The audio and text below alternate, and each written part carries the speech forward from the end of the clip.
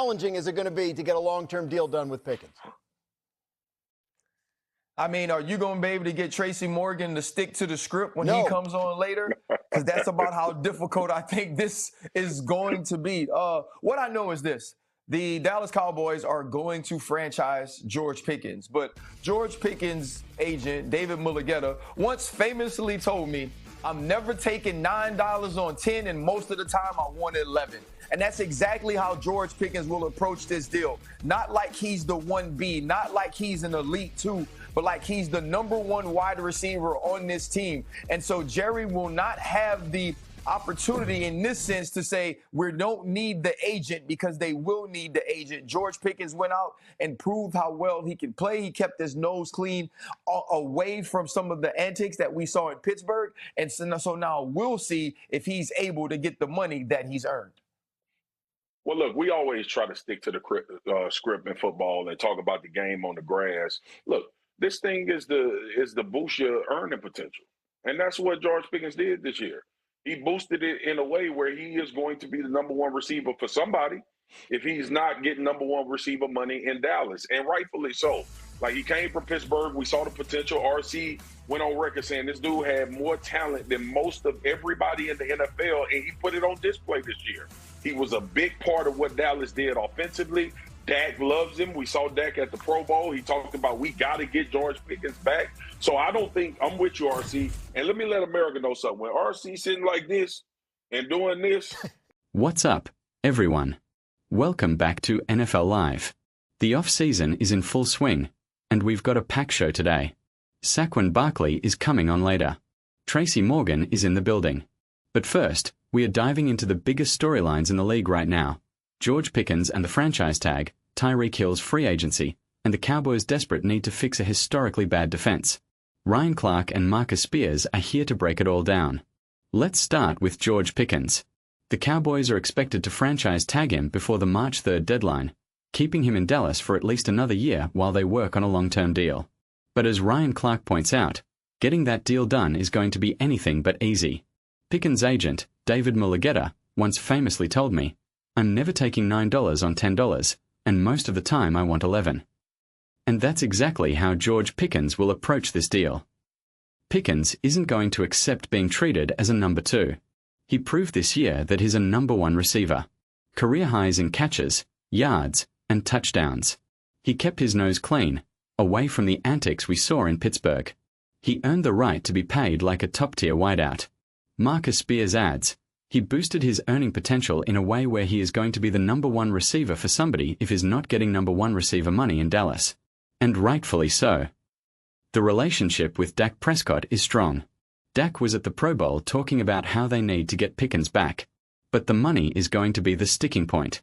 And with Mulligetta representing him, the Cowboys aren't going to get a discount. This may become a very contentious negotiation, Marcus warns.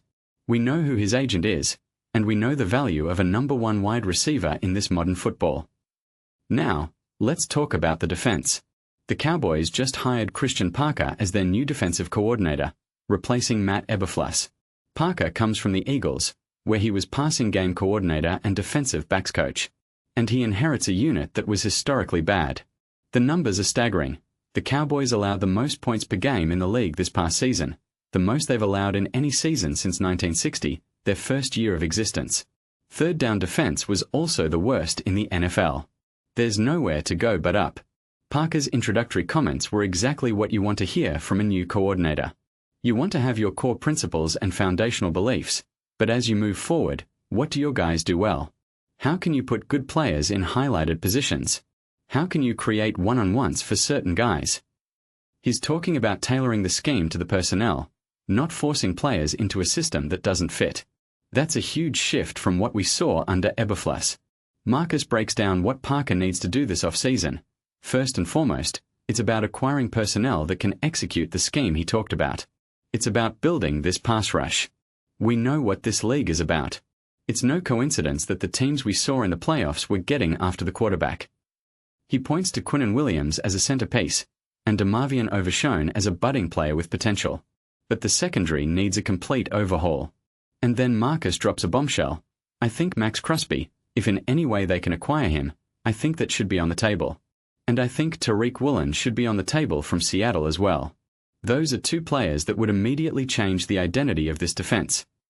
Imagine Maxx Crosby lining up opposite Quinnen Williams.